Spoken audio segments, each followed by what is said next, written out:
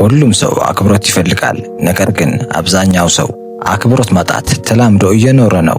ማንም ከእንቅልፉ ሲነቃ ዛሬ ሰዎች ችላ እንደሚሉት፣ ሰዎች በእነሱ ላይ እንደሚያወሩ፣ ድንበራቸውን እንደማይከበር ያውቃሉ። ለብዙ ሰዎች አክብሮትን ማጣት የተለመደ ነገር ሆኗል። ይገባቸዋል ማለት አይደለም፣ መጥፎ ስለሆኑ አይደለም። ነገር ግን አክብሮት እንዴት እንደሚሰራ ስለማያውቁ ነው። አብዛኛው ሰው የሚረሳው ነገር አክብሮት በድንገት የሚመጣ ይመስላቸዋል። ነገር ግን ቀስ በቀስ በሂደት ሳያውቁት እያጡት ይሄዳሉ። አብዛኛው ጊዜ እንኳን እየተከሰተ እንዳለው እንኳን አያስተውሉም። ብዙ ሰዎች አክብሮት ማጣት የሚመጣው ከመጥፎ ሰዎች እንደሆነ ያምናሉ። ይህ ራሳቸውን የሚያጽናኑበት ውሸት ነው። አክብሮት ማጣት ብዙውን ጊዜ ለምታሳዩት ምልክቶች ምላሽ ነው፣ ውስጣዊ ማንነት አይደለም። አክብሮት ማለት በውስጣችሁ ስላለ ማንነት አይደለም። ሰዎች ይህንን ሐሳብ በጣም ይወዱታል። ጥሩ ሰው ከሆንኩ ሰዎች በጥሩ ሁኔታ ያዩኛል ይላሉ። የሚያጽናናና ፍትሃዊ ውሸት ነው። ነገር ግን ዓለም እንደዛ አይሰራም። እውነትን ልትናገሩ ትችላላችሁ፣ ታማኝ ልትሆኑ ትችላላችሁ፣ ሰው አክባሪ ልትሆኑ ትችላላችሁ። ነገር ግን ከነዚህ ውስጥ አንዳቸውን ለመከበር ዋስትና አይሰጡም። ምክንያቱም አክብሮት የሞራል ሽልማት አይደለም፣ ከሰው የምታገኙት ምላሽ ነው። ሰዎች ልባችሁ አያዩም፣ የውጪውን ባህሪያችሁ ነው የሚያዩት። የእናንተ ደግነት አይሰማቸውም። አክብሮት የምትማሩት በስርዓቶች ነው። ጭንቀት ሲሰማችሁ፣ ምቾት በማይሰማችሁ ጊዜ ወይም የሆነ ሰው መስመራችሁን ሲያቋርጥ እንዴት ምላሽ እንደምትሰጡ ሰዎች ያስተውላሉ። ያ በዘፈቀደ አይደለም፣ ትምህርት ነው። አክብሮት ማጣት በሕይወታችሁ ውስጥ ከቀጠለ መጥፎ ዕድል አይደለም፣ ዕጣ ፈንታችሁ አይደለም። የሆነ ነገር ሊያስተምራችሁ እየሞከረ ነው። ሰውነታችሁ ከመናገራችሁ በፊት ይናገራል። አንድ ቃል ከመናገራችሁ በፊት ሰዎች ስለ እናንተ ነገሮችን አስቀድመው ያውቃሉ። አቀማመጣችሁ ከእነሱ የሆነ ቦታ ማግኘት እንደፈለጋችሁ ይነግራቸዋል። አይኖቻችሁ አክብሮት እንደምትጠብቁ ይነግራቸዋል። ደግ ነኝ፣ ሁሉም ሰው አክብራለሁ፣ ሰላም ብቻ ነው የምፈልገው ልትሉ ይችላላችሁ። ነገር ግን ሰዎች የሚያነቡት የግጭት ፍርሃት፣ የመቃወም ፍርሃት፣ በጽኑ የመቆም ፍርሃት ነው የሚታያቸው። ከዛ ሰዎች አውቀው ይሁን ሳያውቁት ይፈትናቸዋል። አንድ ሰው ለምን እንዲህ ያደርገኛል ብላችሁ ታስቡ ይሆናል። ነገር ግን ሰዎች የፈተና ወሰኖች ልክ እንደ ልጆች ነው ሳያስቡት የሚያደርጉት። ክፉ ስለሆኑ ብቻ አይደለም፣ ነገር ግን በተዋረድ በደመ ነፍስ የሚመራ ስለሆነ ነው። እያንዳንዱ ማህበራዊ አካባቢ የማይታዩ ህጎች አሉት። ማን ይመራል፣ ማን ይከተላል፣ ማን ይቃወማል። እና እነዚያ ህጎች የሚታወቁት በሙከራ ነው። ትናንሽ ፈተናዎች ትልቅ አክብሮት ማጣት ይሆናሉ። መጀመሪያ ላይ ስውር ነው።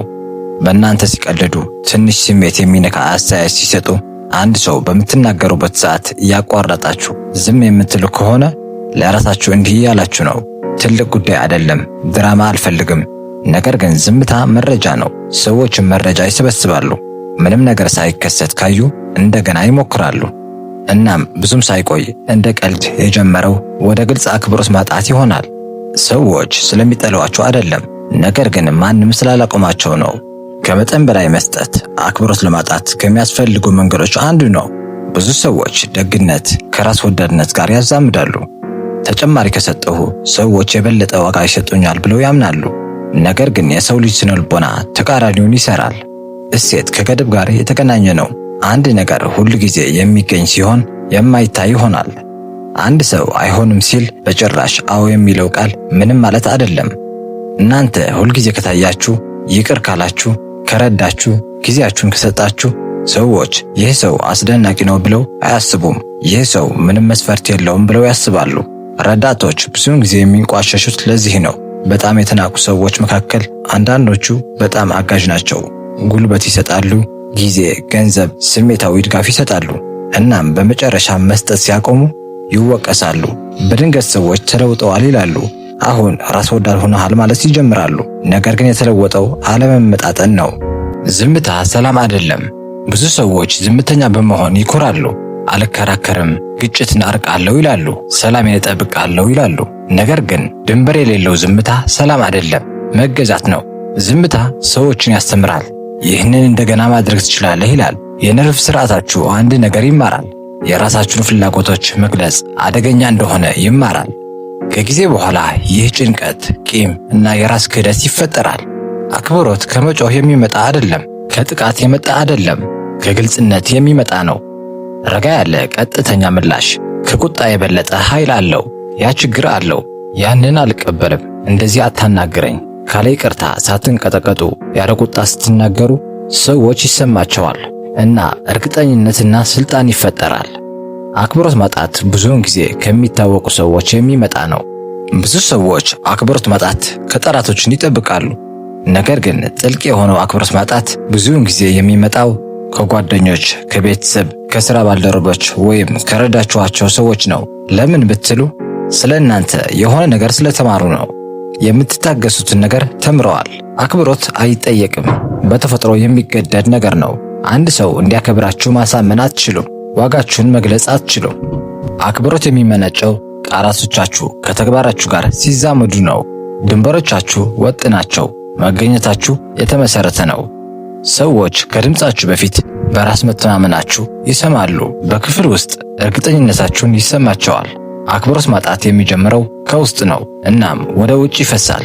አንዳንድ ሰዎች ሰላም አይፈልጉም። ይህንን ለመቀበል ከባድ ነው። አንዳንድ ሰዎች ስምምነትን አይፈልጉም፣ ቁጥጥር ይፈልጋሉ።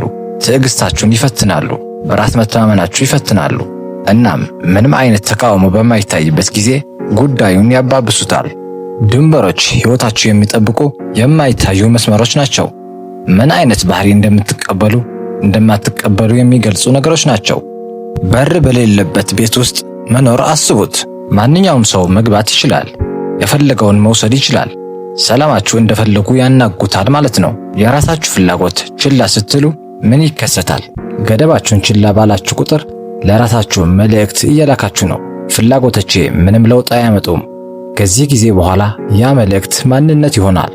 ዝቅተኛ የራስ ግምት ብዝበዛን ይጋብዛል። ሆን ተብሎ አይደለም፣ ነገር ግን በተፈጥሮ ሂደት። የተረጋጉ ሰዎች ለምን አክብሮትን ያገኛሉ?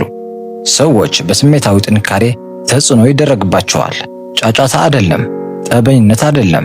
በሁከት ውስጥ የተረጋጋና መሰረት ያለው ሰው ጎልቶ ይታያል። ስልጣንን ያንጸባርቃሉ፣ ስለሚጠይቁት ነገር አይደለም፣ ነገር ግን ስለተላመዱት ነው። ሰዎች እንዴት እንደሚይዟችሁ ማስተማር ኃላፊነት አለባችሁ። ፍትሃዊ ስለሆነ አይደለም። ወሰን የሌለው ደግነት አክብሮት የጎደለውን ባህሪን ይጋብዛል። የረጋ ጥንካሬ አክብሮትን ይፈጥራል። የሚጎዷችሁን ነገር መታገስ ስታቆሙ አንዳንድ ሰዎች ይነሳሉ፣ ሌሎቹም ይሄዳሉ። ሁለቱም ውጤቶች ነፃነት ናቸው። እስከ መጨረሻው ድረስ ስለተከታተላችሁን አመሰግናለሁ። ቻው።